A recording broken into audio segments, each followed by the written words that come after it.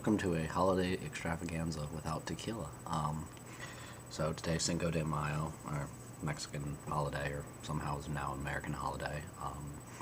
I guess that's because we bought half their country many years ago. We inherit their holidays, but it's whatever. So I don't know, that joke kind of fell apart as it is, but we're just going to roll with this.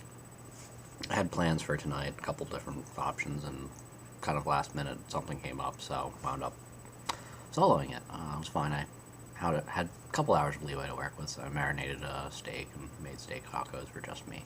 It's fine. And I don't know, I had a very nice night, and I realized I am a boring little old man in my early 30s.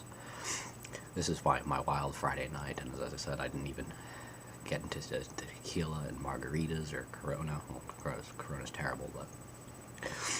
So, I watched Jeopardy, and goofed off on the internet. Then I watched Tucker Carlson, because I like my mix of news and something just as silly as Jeopardy. And went back to goofing off online. And I realized, I was like, you know what, I could have went out, hosted friends, could have done all these things. You know, originally my girlfriend and I were going to go to a very nice restaurant. I realized, like, this was just as good, if not better.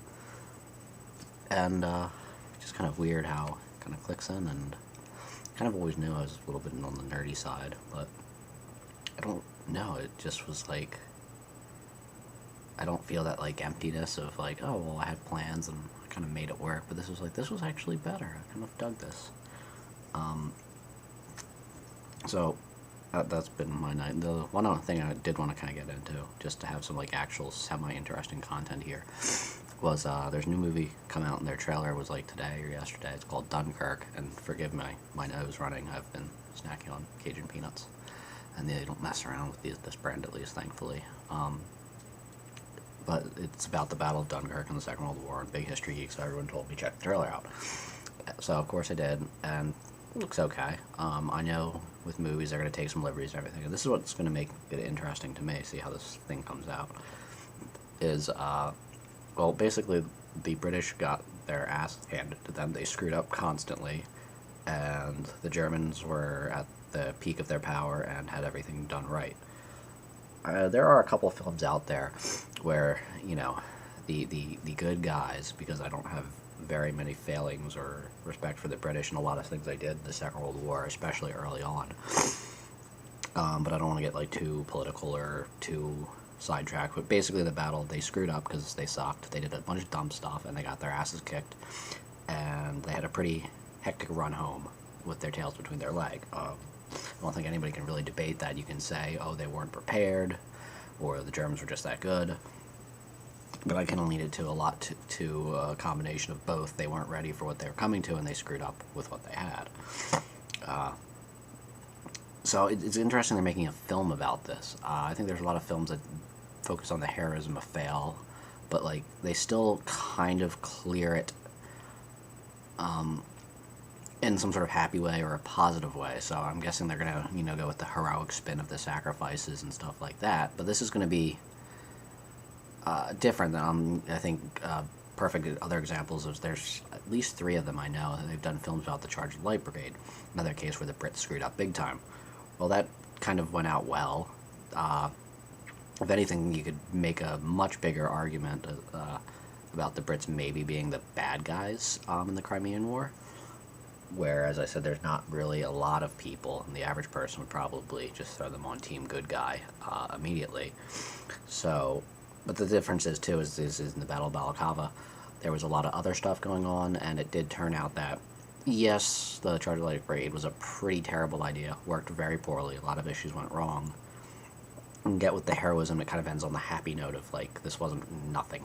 Dunkirk pretty much was for nothing, so unless they show, you know, like, Berlin burning at the end, I don't know how they're going to have a happy thing, because the Brits really never pulled their stuff back together, kind of en masse. I know some people would like to argue historically about this, that, the other on numbers, but this was, like, their big start, and they just kind of fumbled around. They had a lot going in North Africa, but, like, as far as the European theater, it was not as concentrated effort ever again. So you come in once, you get hit in the face, and you never pull your stuff together back in the rest of the fight. So I'm just curious to see, like, how they're going to do this they're going to portray the winning side as the bad guys. And it's going to be interesting, I guess, to see how they're going to do that without making them likable, because you're either going to have to hide the incompetence, you're going to have to hide the superiority, but you can't hide both. So otherwise it just doesn't make any sense. So I'm kind of curious where this film's going to go and how it's going to be, because it's one of those things where you really see what they did and you kind of want to be angry at even the good guys, and the support. I guess they're trying to, really push out in the trailer. They show a lot of the commercial and civilians that helped the evacuation, so I guess that's kind of what they're pushing. But I think we've seen with like a lot of things, and people who've watched that other movie a couple years ago, War Horse, they just had a hard time siding with anybody because they just saw people being thrown into a meat grinder, and you feel bad for the people in the grinder, but you're like, you guys are idiots. How am I supposed to feel bad for these morons that are either willing to go into the meat grinder or building the grinder itself? I've heard a lot of people say that aren't like big history buffs. So it's just like kind of like we know that's like how people feel about films, is they felt kind of detached outside of the main character.